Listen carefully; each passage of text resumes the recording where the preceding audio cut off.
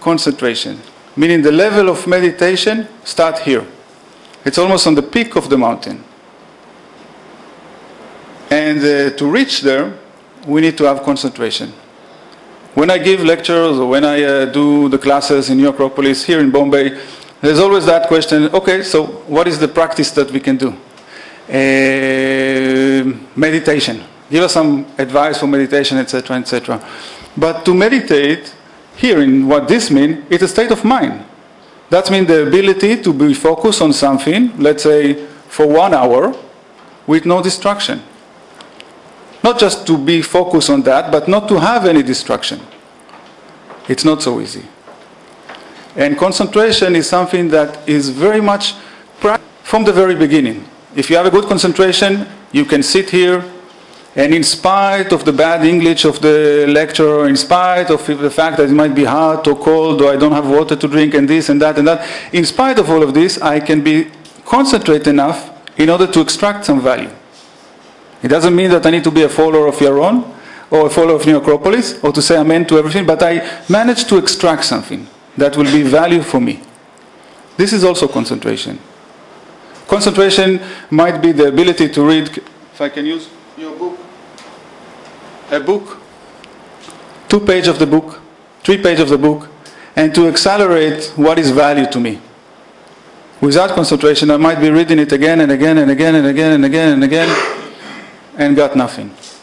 And as the chairman said, we live today in a world where distraction, shown here as the monkey, can you see the monkey?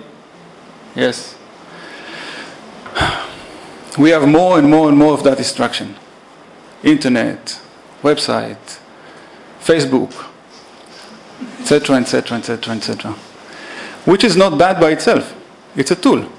As you heard, if without Facebook, we could not be in touch. But as every tool, if I don't know to extract what is good of it, if I don't know how to use it right, the tool might be dominated on me. Exactly like our personality, exactly like our lower ego. Today we live in a world that the distraction is even accelerating. You have TV, you have this. You can sit actually all day without doing nothing. And let your mind go with everything that comes to your mind. And concentration is valuable. Not just valuable, it's a basic thing in order to walk the path toward meditation. Or, as you see up here, liberation, wisdom. To go out from what we call superficial and to grasp something more accurate. This is, I think, the first gift or one of the gifts that concentration gives. Accurate. I don't know if you noticed, being accurate, how much is important. Sometimes people talk and it's like just talking on the surface, without accuracy. And later on, you try to say, but you didn't say that. And, well, the guy just could not be accurate enough to explain what he wants, or to notice what he said, or to notice what he said in the nice book that we read, etc., etc. Accuracy is not just about what we say. Accuracy is also about noticing what is around us. This is also a need for concentration. Without concentration, I won't have this accuracy. I don't have something that ancient Hindus call maybe as a viveka. The ability to distinguish between what is real and what is unreal. To do that, one needs to have a concentration. If the mind is just going on the superficial, how can we distinguish what is real and what is not real? Where will we find nirvana? Where will we find wisdom? Where do you find, as the film before show, the video, where do you find the nirvana? The great Buddha said that nirvana is here now. Just here now. We miss it. And we miss it again. And the whole idea is to see this, to be here. It's not some place that we are going.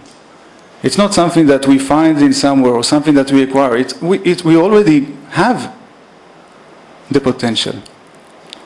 So concentration is the force that will lead us to that. And I would like to share with you soon, with the picture, what is the path that leads to that higher level of concentration. To go out from superficial to enlightenment, meaning to make things more clear. more light. Here you can see there is a example of the mental. You see this elephant, where it's black, and here the same, where it's completely white. So the same mental. Without concentration, it's not pure, and therefore it's dark, and therefore all the noise of the world, the noise that you mentioned before, is coming to the attention, and we can't see what is there. And slowly, slowly as we go up, with the ability of concentration, the mental become more and more pure. Not different.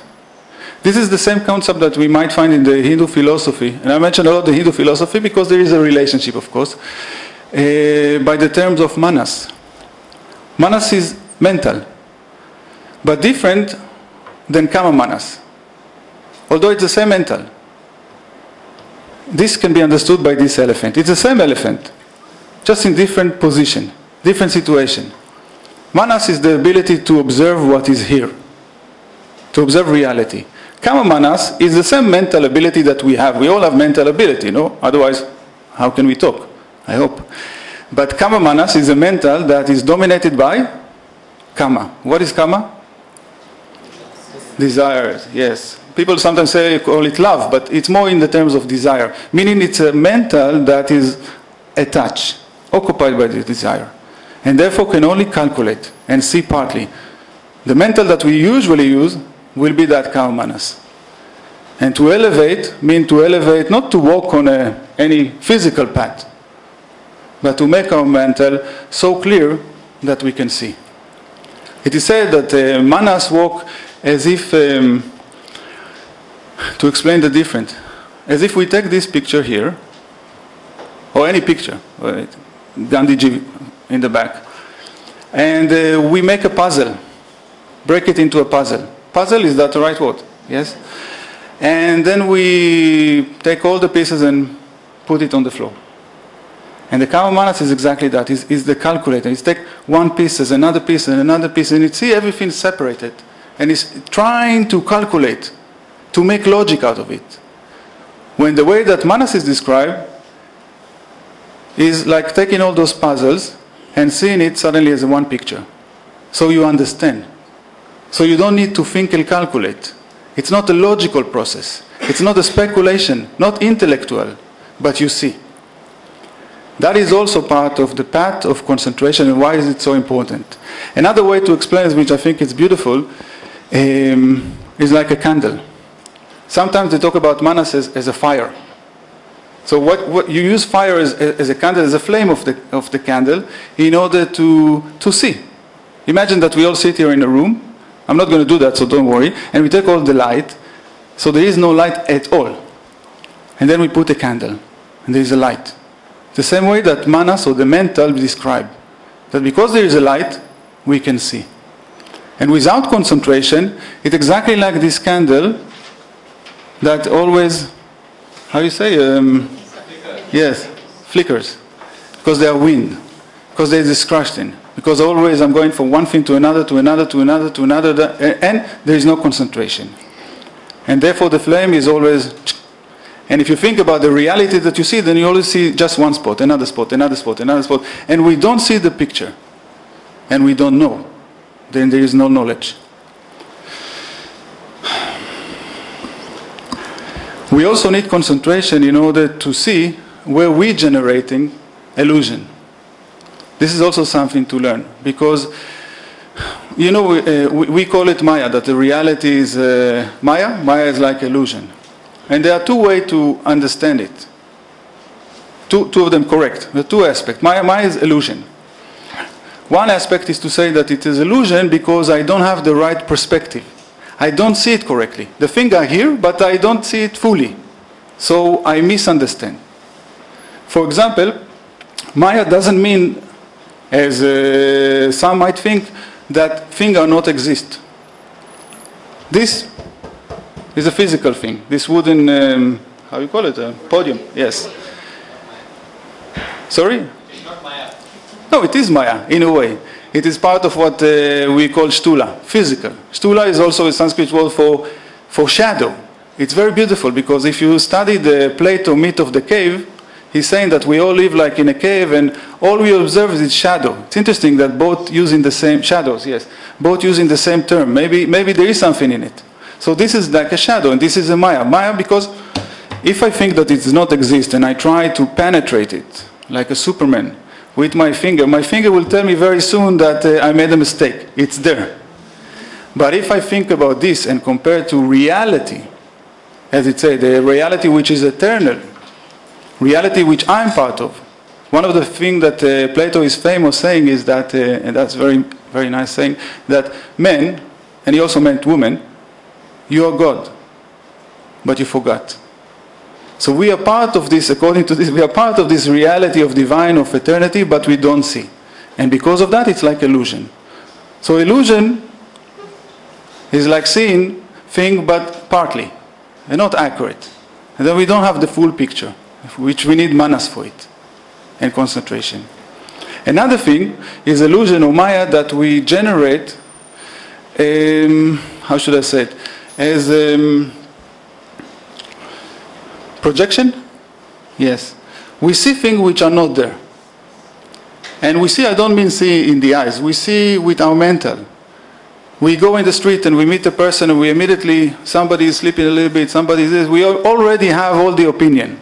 Oh, he probably don't like my lecture, he's sleeping, he don't understand my language, etc., etc. Maybe I'm speaking very nice, and therefore he's slippery because it's very nice tone, etc., etc., etc. I already have all the projection about this person before even I met him.